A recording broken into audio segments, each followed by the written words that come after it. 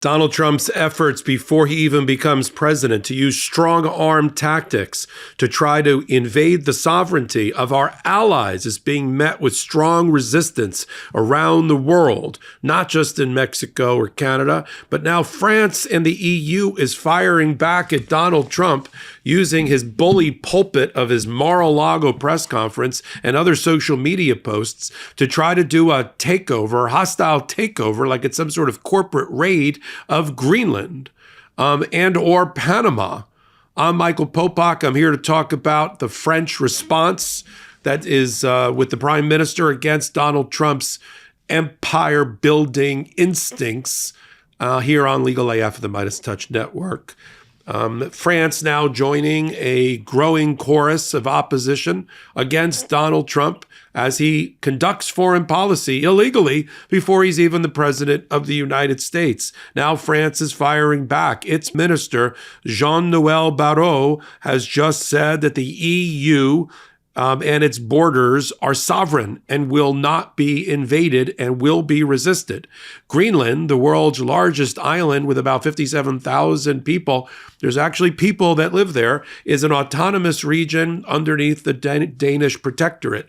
It is a part of Denmark. There's a close relationship between Greenland and Denmark, even though Donald Trump is salivating, apparently, over the economic and military strategic advantage to obtaining Greenland by force or by purchase. It's not for sale.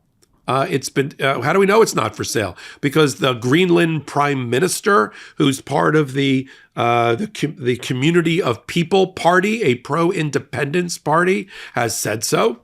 Because the Danish king has declared it so, including changing his royal coat of arms. First change in 500 years in the last week to put a giant polar bear on the coat of arms, symbolizing their close and loving relationship with Greenland. I mean, the polar bear had been on there, but now it's a giant polar bear on there to symbolize that relationship. So Donald Trump got the Danish coat of arms changed after 500 years, and now you've got his Americanism. It's not just American first. It's creating an American hegemony, a takeover, a dictatorship, that would rival, if he accomplished this, especially by force, Donald Trump would accomplish this. Now we're talking about, dictators wearing little mustaches, those type of people. These are allies of our country. Denmark is an ally. They're a NATO ally. You don't threaten a NATO ally that we're going to take a protectorate away from them because it's in our military or economic interests. And the EU is fighting back. Now, Donald Trump, we know what he'll do. He'll come back and say, I'm going to tariff you to death. I'm going to take away NATO support. I'm going to make you increase your military contributions unless you give me what I want. But there are people here that are not going to go quietly. And does anybody think, I only half joked about this on Popok Live the other day. If you add the Trump bingo card that had Greenland, Canada, Panama, and Denmark on it as threats for which he'd use military force, you win. Who in the MAGA voting world voted for Donald Trump to spend his transition time or any time in his administration trying to spend trillions of dollars either militarily or through purchase to get the Panama Canal and Greenland under his control for the American people? How does that make the price of eggs go down, the price of gas go down, the price of housing go down, clothing, schooling, any of the things I thought people cared about who voted for Donald Trump? I mean, you think any of these people thought about Greenland ever in their lives when it came to a strategic takeover by the United States? And the reason we're seeing this mass resistance by France now, joining that growing chorus, is because you've got two loose cannons, and I mean that almost literally. You've got Elon Musk, who's obviously been given the remit by Donald Trump to cause maximum chaos and destruction. He's like the ambassador of chaos against our allies. I'm not even talking about our enemies. You don't see Donald Trump going after Iran. You don't see Donald Trump going after China. No, he invites them to the inauguration. You don't see Donald Trump going against Russia. are doing a darn thing, expending any political capital to stop the war in Ukraine and the aggression there. Why would he? He's in favor of aggression to blow through sovereign borders. This is all, and then he was given an opportunity to kind of calm the waters and cool the flames at Mar-a-Lago during a rambling press conference where he doesn't know how small appliances work and other things. And they said, will you right now renounce the use of military force against Panama and Greenland, and by extension by Denmark? And he said, no, everything's on the table. And so what we're going to see, it's one of the reasons we're going to do a global AF show, is we're going to see this complete reshaping of the global relationship with America and the American people, and not for the better. It's going to be where our allies, I'm not even talking about enemies on this hot take, our allies are going to pull in their oars, stop cooperation on intelligence gathering that keeps us safe, stop cooperation on national security, on homeland security that keeps us safe, stop cooperation with NATO, which is being undermined every moment and every day by Elon Musk and Donald Trump.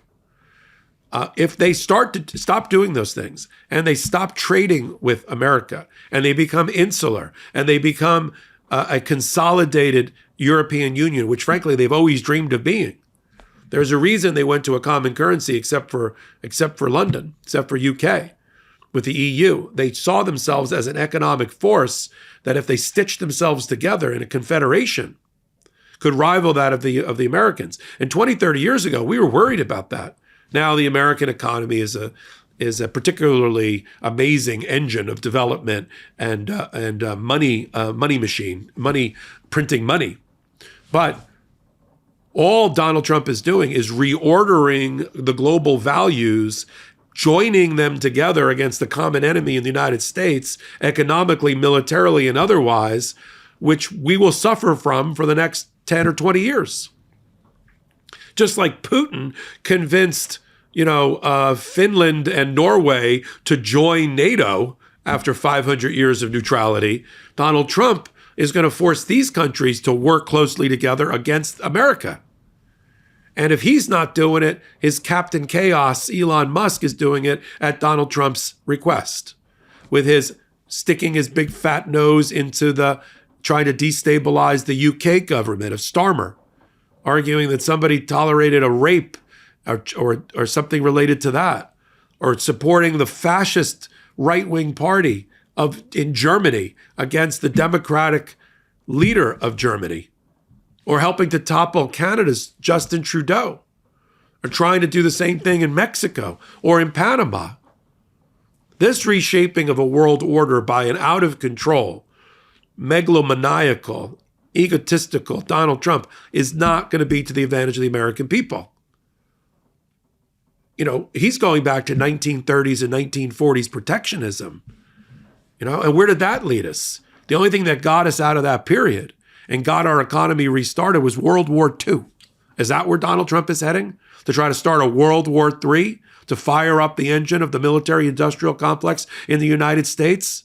That's going to be his legacy? Because that was what we got out of the Depression. Yes, the New Deal helped by FDR, but the World War II really helped. And the returning servicemen with money in their pockets from the GI program and other government programs was the first boom. That's the boomer generation, right? The baby boom generation. So, is that what Donald Trump's trying to do? Part of me thought he was just trolling these countries. I want to own Canada, make it the 51st state. Oh, Panama, you're sexy. Let me grab you too, away from the Chinese. But now I think he's just out of his mind. Completely out of his mind. And he's undermining our values, but he's more importantly undermining our economic security and our military security, because he's constantly challenging and threatening, there's no other way to put it, our military allies, our security allies, our economic allies. We haven't had it rough. Our economy isn't suffering from a trade war under Joe Biden. Our economies and our military security isn't suffering because we have too close relationships with our allies, because Joe Biden was able to repair the breach created by Donald Trump in his first term and put NATO back together again, put diplomacy back together again. We're not worse off, we're better off. We have been. All these wars that people complained about have not been on our shores. Putin's takeover of Ukraine, or attempted takeover of Ukraine, the Hamas attack on Israel, that wasn't here. We're supporting the proper righteous side in those cases, in those matters, but those weren't here.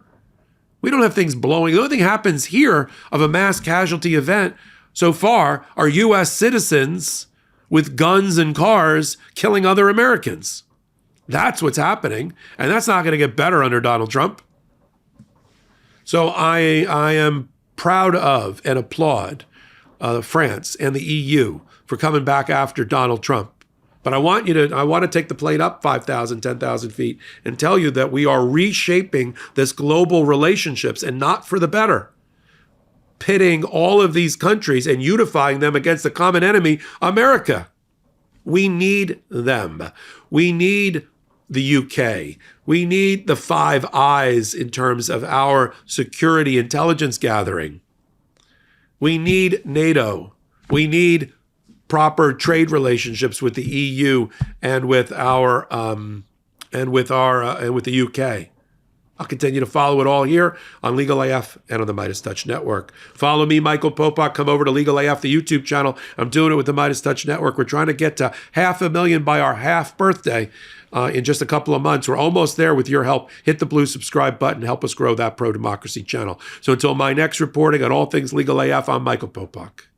In collaboration with the MeidasTouch Network, we just launched the Legal AF YouTube channel. Help us build this pro-democracy channel where I'll be curating the top stories, the intersection of law and politics. Go to YouTube now and free subscribe at Legal AF MTN. That's at Legal AF MTN.